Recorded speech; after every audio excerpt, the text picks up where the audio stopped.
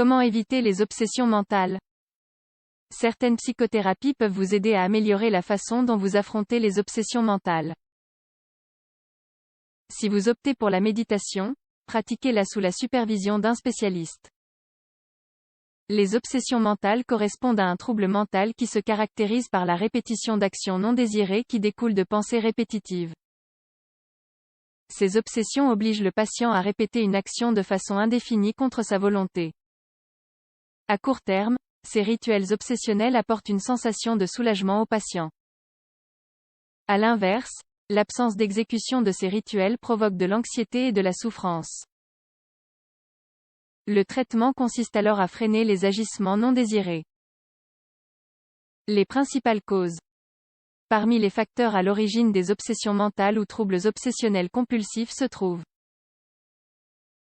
les infections, les lésions cérébrales, le fonctionnement irrégulier de certaines zones du cerveau.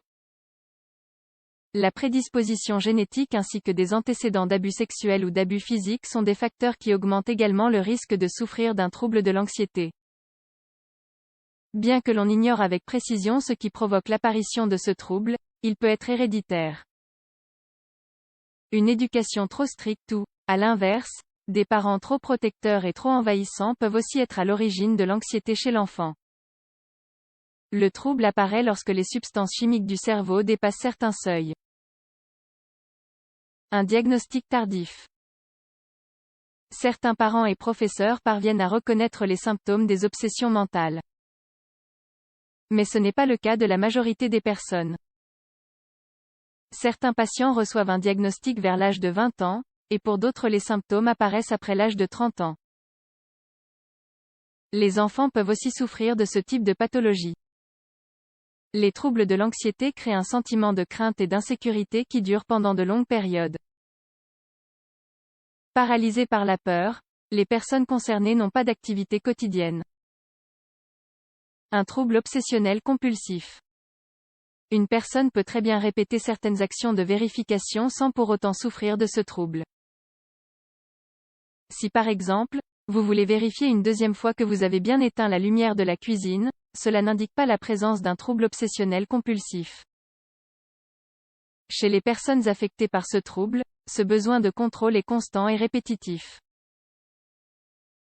Les patients ont alors des pensées et des routines répétitives qui provoquent une sensation d'angoisse et de l'anxiété au quotidien.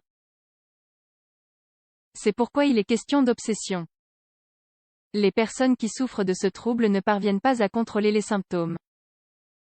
Les comportements obsessionnels peuvent concerner différents thèmes, tels que la peur des germes, la peur de blesser quelqu'un, les pensées dérangeantes liées à la religion ou au sexe, ou encore à une hygiène excessive. Selon le thème de préoccupation du patient, les actions répétitives peuvent être les suivantes: faire sa toilette, nettoyer la maison, ranger les choses d'une façon particulière. Ces obsessions peuvent être si fortes qu'elles peuvent conduire à l'absentéisme laboral et scolaire. Les symptômes des obsessions mentales.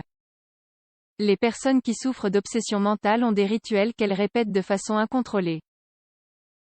Elles maintiennent leur routine au moins 1 heure par jour, ce qui interfère avec leurs tâches quotidiennes. Aussi, il est fréquent qu'elles gardent des articles inutiles, qu'elles ouvrent et ferment des portes de façon répétitive, et qu'elles soient constamment en train de compter des objets.